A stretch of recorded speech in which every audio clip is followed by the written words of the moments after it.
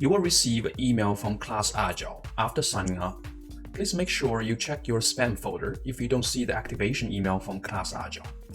In the activation email, you will find an activation code and activation link, as well as a link that you can use to cancel your subscription when needed. The easiest way to activate your account is by clicking on the activation link in the email. Once you click on the activation link, you will be directed to ClassAgile's activation page with the activation code pre-populated. You can choose to activate with Google Profile, which gives you the ability to log into ClassAgile using Google's identity in the future.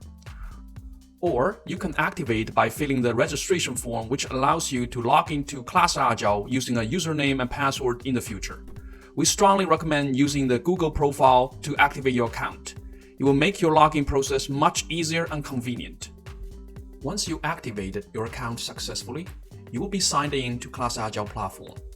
The activation process is complete. You can access ClassAgile by visiting app.classagile.com at any time in the future after the activation. Please contact us through our support email if you run into any issues during your activation process.